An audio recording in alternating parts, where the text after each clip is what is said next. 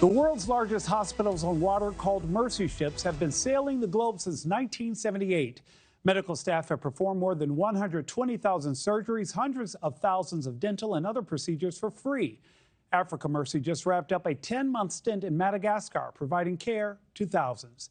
Joining me now is Vice President of Advancement for Mercy Ships, Caleb Reed. Caleb, good morning. Nick, good morning to you and Happy New Year. Happy New Year to you as well and the team that continues to do this important work. These are massive ships for people that are at home and aren't familiar with them. They're state-of-the-art floating hospitals. Just give us an idea of how many medical professionals operate and actually live on these ships.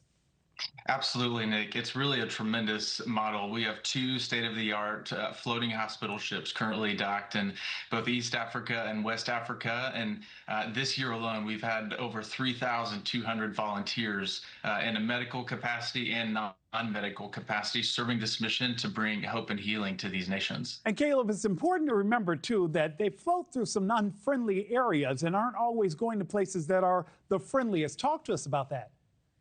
Well, that can be the case, but what we like to see is the warmth and the hope that we bring to these nations is able to overcome a lot of those challenges.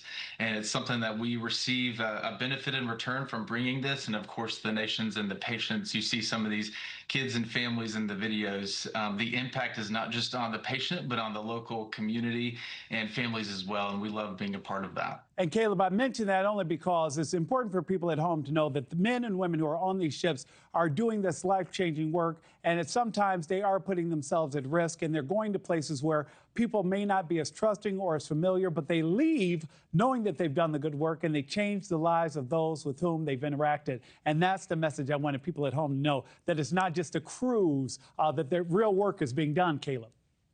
Absolutely. You're exactly right. And many times our volunteers are filled with a new sense of hope themselves. And as they come back home to serve in their hospital settings or regular settings back home, then they carry that with them as well. Caleb, you launched 2 new programs this year. What are the patients you see in need of most?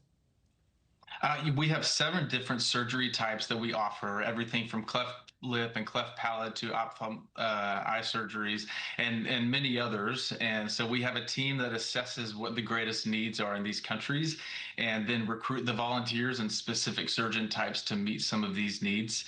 And we anticipate much more of that going into 2026 and beyond. Caleb, quickly, how can people learn more?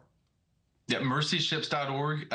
We are fueled by hundreds of thousands of generous donors, as well as thousands of volunteers coming every year. So what better to prioritize in 2026 than living in service of others? And if you're interested in doing that on a hospital ship, we have a place on board for you. Caleb, good luck and God bless to you and all those who continue to do God's work. Thank you so much for joining us. Thank you very much, Nick.